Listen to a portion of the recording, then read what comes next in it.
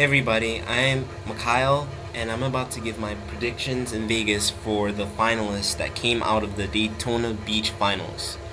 Now, a quick recap of the course. I feel like, once again, it was a very tough course. As you know, Dreshel was the only competitor to clear it. The obstacles were very interesting. I like the whole creative aspect of the giant cubes. I feel that was the ninja killer, of course. Circuit board, similar to the obstacle they had in the third stage, the circuit board was pretty tough. I think only four people cleared that obstacle. But yeah, once again, all these finals courses so far have been very competitive, and I'm really glad to see. I mean, I just don't like finals courses where basically every single competitor can clear it. Like, how the range of difficulty would be very poor if that can happen. But once again, every season they increase the difficulty, so I'm glad it is where it is now. And let me talk about some of the competitors now. And once again, like I said in my previous video, I don't mean to offend anybody who doesn't, if I say you fail stage 1 or not, because I'm just not familiar with you. I haven't met you in person, and I don't know what you're capable of. So let's start with the females. Let's just get to Lindsay Esclidison. Once again, I feel like this region was very weak in the female competitors, and as you know, in the past I said I didn't like that top 5 women in every single region competing, qualifying for the city finals. So for her, I want to say first stage, the first like 2 obstacles. Now, Jessie Graff, Superwoman, hashtag Wonder Woman, a lot of names for her. Let me pull up her back half of the course. Overall, I think Jessie Graff is one of the top competitors, period, in the entire show. I feel like she shouldn't be considered the top female competitor, even though she is. I feel like she can compete with the males, and we've seen it in the past. First female to ever clear stage 1, first female ever to clear stage 2. So there's a lot to say about Jessie Graff. I just love how exciting she is to the course. You know, she's a stunt woman, so she knows how to perform under pressure, definitely. I feel like she never disappoints. She has a lot of fans, a lot of people look up to her, and she's really a strong competitor overall. I mean, her days from ANW 5, man, she's come a long way. Love that cross grip on the salmon ladder she has. She uses a lot of core strength, uses her legs, which is a perfect technique. I advise a lot of competitors who don't know how to do the salmon ladder to do. Her one was spectacular. I mean, once again, she got all the way to the final obstacle. As you can see her here on the giant cubes. Great technique midway through the obstacle. As you can see, that obstacle is very taxing on the grip. Requires a lot of grip strength. As you can see, this technique here, I mean, look at Akbar. I mean, her obstacle efficiency is excellent. I mean, just love watching her perform, and you never know what to expect from Jessie Graff. I mean, you're always going to expect great things, but she just surprises you every time. You never know what she could do, and I think she was very close. I think she could complete the city finals in the future. She's getting stronger and stronger every season. I feel like overall she has the whole package to become a Ninja Warrior, American Ninja Warrior. So my prediction for her in Vegas is, I know definitely she can clear stage 1. I mean, we've seen last season. Stage 2, she did clear it in USA versus the World. So if she comes back in stage 2, and I know they're gonna adjust the second stage, especially that midway through the course, so it's gonna be surprising to see if she can clear those obstacles. We have to see. I wouldn't be surprised though. I think she could advance to stage 3. She's very capable of it, and hopefully she does. I really want to see a female in stage 3. I know that's impossible. We've never seen it before, but if anybody can do it, it's Jessie Graff. As you can see, this technique on this obstacle is fantastic. She has the L's pretty efficient throughout, so kudos to Jessie. So I see her right now stage 3. If anything, she doesn't slip up or anything. She's definitely stage 3 material. Now let's go through the male competitors. Michael Johnson. I'm not familiar with these competitors, so I'm just gonna say stage 1 for now. Ryan Stratus is very interesting. He's very consistent in qualifying for Vegas. As far as Vegas goes, I don't really see him getting as far as maybe stage 2 as of right now. He's had some early fails in stage 2 in the past few seasons, so as of right now, great competitor, very fun to watch, you know, fan favorite. But in my opinion, I feel like stage 2, down up salmon ladder or wave runner will be his downfall. Once again, him and Bernardo both bring a lot of excitement to the course. Really gets the crowd moving. So, but as of right now, I'd say it's stage 2. Rico Rivera, he's a great guy. I'm following him on Facebook. He's a really strong competitor. Does very well in those courses. Not sure how he will do in Vegas. This is his first appearance, I think. So I would like to say probably somewhere in stage 1, maybe back half of stage 1 for right now. But once again, he could surprise me. You never know. Lucas Gomez is very interesting.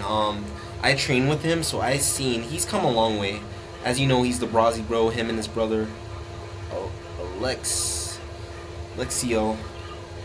He didn't qualify this time. He was always better than Lucas, but Lucas has come a long way. I think he trains very hard, and you know, I've been around him, so I know what he's capable of. He did qualify in Vegas. Unsure, kind of unpredictable for him. I don't know how he will fare. As of right now, I want to say stage 1, probably anything after the warp wall, I think maybe his downfall. As of right now, great competitor though, has come a long way, and hopefully he continues to do well. These people, I'm unsure of these two people, so I'm gonna say first stage. Kevin Carbone, he is the obstacle course designer of that flying wig nut, which I think is probably one of the best obstacles from that obstacle design challenge. Huge fan of that obstacle. He had a very impressive finals run. He's a rookie, and once again, there's a huge influx of rookies, I feel, right now who have a lot of potential, and I think can do very well in Vegas. He's one of them. I think he could advance to stage 2. Stage 2, anywhere in stage 2, I feel like he could fail on. He did fail the circuit board, so I think his grip strength may not be as strong as some other competitors, so I would like to say for him, probably midway through stage 2. Tyler Gillette, I'm not sure. Cassidy Marks, he's another strong competitor. I'm very depressed that they didn't show his run. He won the National Ninja League that I competed in, and he is a really impressive. Really can hang in here with the underdog, with the top dogs, in my opinion. I think he's ready. I think he could do very well in Vegas. As far maybe stage 2, I could say right now for Cassidy. I have high hopes for him, and I hope he does well. Travis Rosen, the ageless wonder. Now, Travis Rosen's been on here for a very long time, ever since A&W 3. He's been consistent, very consistent in qualifying for Vegas. I think last season was his worst performance ever on Vegas. He failed stage 1. And I was actually very surprised that he failed that. First obstacle, that was very unfortunate for him. He's very unpredictable. I'm not sure what he can produce in Vegas. As of right now, he hasn't been to stage 3 since A&W 5. So I think, and the course has gotten way tougher and more challenging since then. So my prediction is going to be stage 2, Wave Runner. Anywhere Wave Runner, I think he will fail on. We already talked about Jessie Graff, and as you can see, she was 4th out of all 15 competitors, so you know exactly what I mean when saying that she's a top competitor. Sean Darling Hammond, the lawyer ninja, Had a very impressive performance. I think he had I was very surprised. I didn't really expect him to make it that far, but yeah, he had a great performance. He was on here last season. I forgot how he performed in Vegas. I think he was a stage 1 exit. If he was able to reach this elevator climb, I'm pretty sure he can make it as far as the back half of stage 2. So the double wedge, if they have that in Vegas this season, I think he may fail on. Stage 3 is kind of optimal with him. I'm not sure if this finals run was a fluke or not. But I'd say as of right now, my best prediction for him would be his back half of stage 2. JJ Woods. Let me pull up his run. My dog. JJ is another person that I train with. I feel like I'm so glad that he was able to come back this season. You know, he was very disappointed last season, failing on the second obstacle in qualifying. So we didn't know what he would do in Vegas. Who knows what the outcome would have been if he completed the course. He's trained really hard. I feel like he's up there with the elite group, even though he didn't complete the finals course. I feel like his parkour background makes him very athletic. Really increased that grip strength. He almost cleared it. I mean, there's no doubt that JJ is not an elite competitor. I feel like in Vegas, this is going to be a breakout year for him. I think he could get really far, as in stage 3, most likely.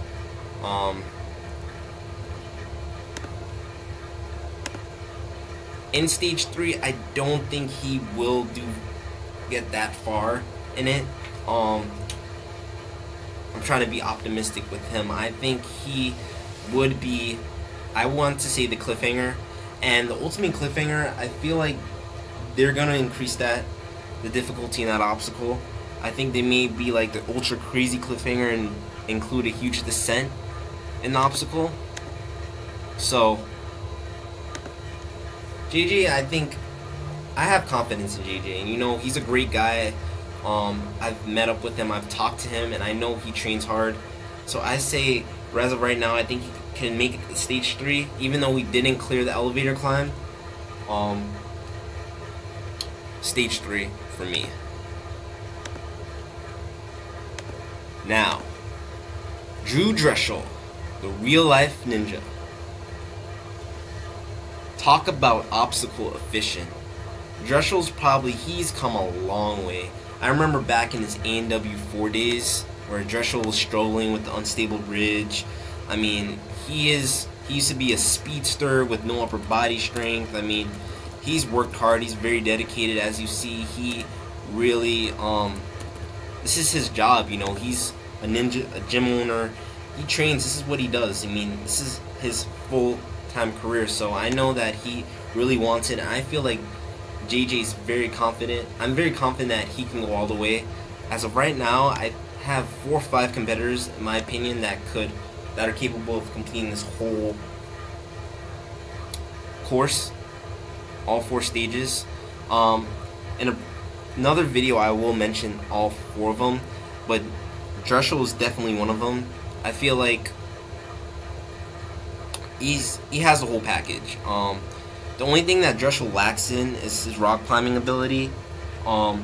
He's not a rock climber, but he knows how to do obstacles, and as you can see, he makes all of his runs flawless. I mean, JJ is really, Drechsel, there's no doubt in my mind that he can not make it advance to stage 4, but once again, A&W brings a lot. It's unpredictable. You never know what this course can flip on you, but a bold prediction for Drechsel is stage 4. I do want him to persevere. I do see him clearing this whole course, especially after even his performances in Sasuke. He does remarkable things, and you know. So those are my predictions for Vegas from this bunch from the Miami finals. So if you like my video, please like and subscribe to my channel. I will be providing more videos in the future on the next few finals courses.